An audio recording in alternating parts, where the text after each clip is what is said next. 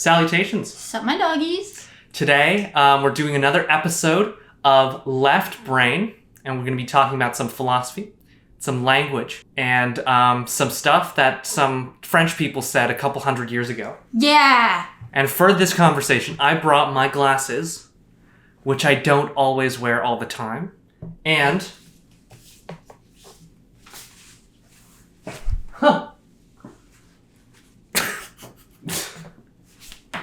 My scarf. If you hit me with your scarf. What? If you hit me in the face with your scarf, that would have been really funny. That would have.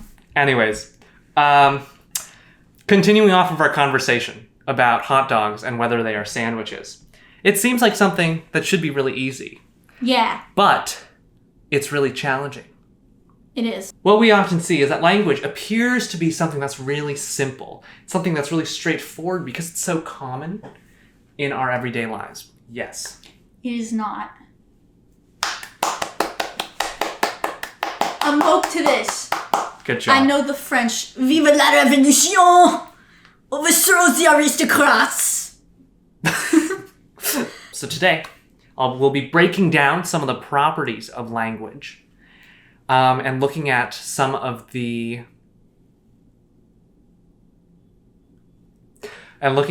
things that some French dudes said a couple hundred years ago about language. The first things first, I want to talk about this guy, Ferdinand de Saussure. He is one of the very first linguists. He kind of established the field of linguistics. He was also a philosopher.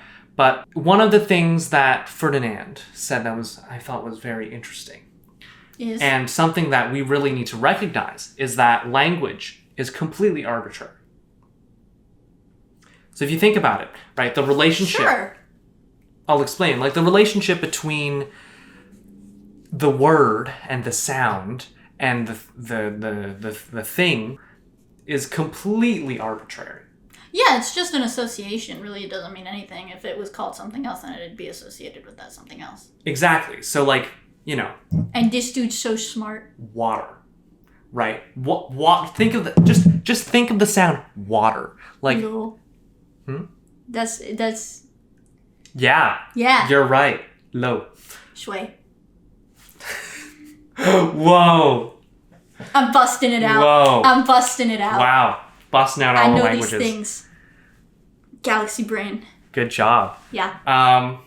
But yeah, water, like, what does that sound even entail? Yeah, look at this.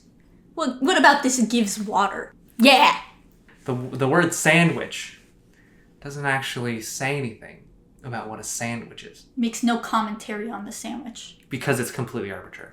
Exactly. The next thing, and I think one of the things that, like, oftentimes when there's an issue in language, one of the default solutions that we go to is, oh, let's just ask the person who wrote it.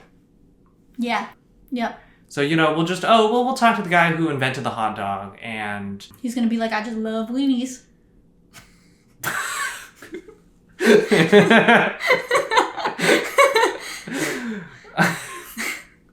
I cannot say the second part of that joke. A nice one, sis.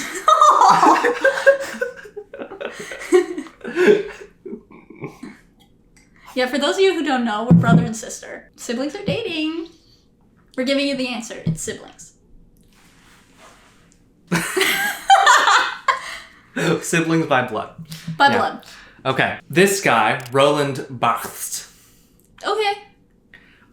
He wrote his essay in French. I'm just remembering. It's La mort de l'auteur. That's the essay that he wrote, which translates to the death of the author.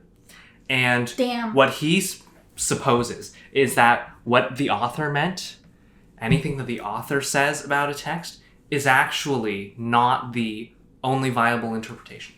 Yeah, of course. The author is not the authority. So you, as a reader, actually determine the meaning of a text through your interpretation of that text. That's all I do. That's my job. And his argument boils down to essentially making the author too powerful and also limiting the potential of text and human creativity.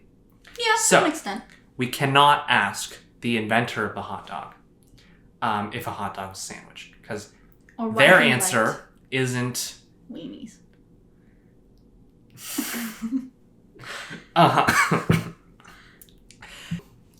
Our next philosopher, Claude Lévi-Strauss. This guy came up with this other idea, which was really common in the structuralist era.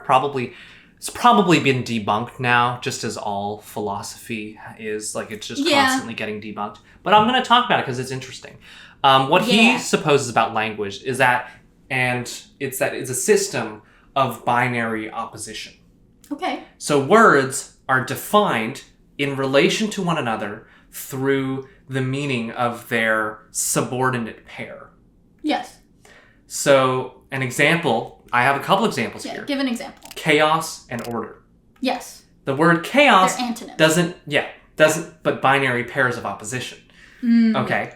These philosophers wanted to come up with their own. Chaos. They couldn't dip into English. Doesn't really mean anything without order. Just like order doesn't really mean anything without chaos. Well, any antonym therefore creates... It is a binary, but it's also a spectrum because you cannot define one without the other. But here's the thing. Some of them are not exactly antonyms. These two examples are perfectly antonyms. Yeah. But some of them are a little bit more ambiguous. The next one I have here is objective and subjective. Yeah, but now they're not completely antonyms, because what is the opposite of something that is objective? Is it subjective? Not really. Just because humans, like, subjective is like human opinion, objective is like, factual. Natural fact. But who's to say that there's no in between? How are these exactly opposites of one another? That is true. And then you can also get into the situation where the binary opposition pair is just completely undefined. Yeah. In the case of a sandwich. What's the opposite of a sandwich? What's the binary pair of a sandwich? Water. Well, is that... Like, do you talk about a sandwich in terms of how not water it is? Well, no, but you talk about the opposite of a food and how not liquid it is. Can you imagine drinking hot dogs? Ew, I just grossed myself out. Okay. Don't be drinking weenies. But don't do it. The next guy, Jacques Derrida, says some things that I do not understand. Sick. I've read some of the stuff that he's saying. And it's so convoluted and weird that I do not fully understand it. But I will pull out one concept that he is known for. It's about how meaning is always in flux. And he uses this word called play, which really is what we would, like, translated to, like, modern English would be, like, discourse. Okay. Or, like, how language or words kind of evolve through society, or how their meaning colloquial terms is changed through, like, colloquial usage. And it's only based on that discourse. Slay. It's also sort of about defining words through other words. Riz. So, well, I don't think that's the best example, but, like, any word in the dictionary, right? When you look up the definition of, I don't know, sandwich. Mm-hmm. That took a long time. Took way too long. If you look up the definition of a sandwich, it's going to describe a sandwich using other words. So it's just, even if it's not just a binary pair anymore, it's a general system of relations that exist in, like, the world of discourse. Now, all of this is, like, wishy-washy philosophy, language stuff, Yeah, it is. Let's get down to the real world, practical, like, answer, Yep. What is, so... I would take off... Go on. I would take off my glasses, but I need these. Just see. Go on. Yes, so the real world answer really is that hot dog sandwich debate doesn't really mean anything. Nobody actually cares about this, which means that there's no urgency to resolving the problem. There's no urgency to the discourse. Yeah, so don't care about it. But now this is where we go beyond just a hot dog and a sandwich. What happens when the discourse is actually important and impacts people in significant ways? right? What happens then? So I'm thinking about examples of when it matters, when we're talking about our political discourse, when we are thinking about our education system and academic research, and we're thinking about in science. Yes. We still don't What do you mean? define things properly. Well, yeah, and so what sort of happens is because language is so mushy, it's so subjective, it's so wishy-washy, it's so Means different things. human, right? Like, it can lead Flimsy to... and weak. It's flimsy. My conclusion is basically going to be, we live in a society.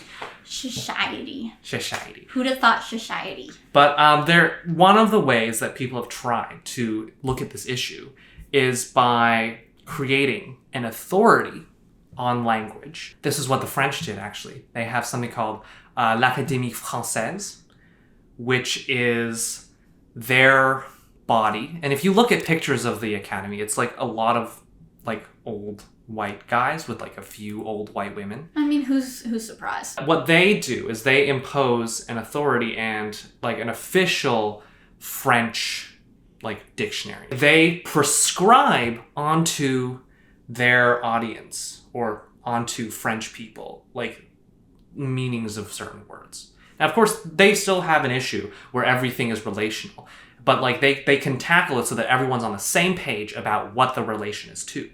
Okay. The issue is, like, this is, like, a little bit unnatural, right? And it's also, there are, again, questions about who gets to decide, blah, blah, blah.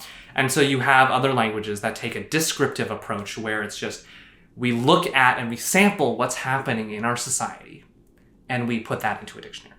I like that one. That's Oxford. That's what they do. They just go around, they listen to what people are saying or writing, and then they put it in their dictionary. Yeah. And then I think one of the things that really is the only thing that we can do is recognize the difficulty of communication in general and how important language is to how we think. Because we think in language, right? Your inner monologue happens in your first language. And it does not shut up. We hope you're thinking and your mind is stimulated just like these philosophers. Yeah. Also, philosophy, the way it's written, it's funny these guys are talking about language because philosophy's language. Oh, I tried reading their original texts. Mm-hmm. Not good. Dude, literally. I had to like get like a side-by-side of like, this is what they wrote, this is what it means. Like, dude, situation. I took philosophy in university as a single course, and I regret it. Yeah. They write so garbage. And I just want you all to know that these guys are writing about language, and they're writing it in the worst possible way. Oh, all right. Well. Vive la révolution. Live, laugh, love. Live, laugh, love.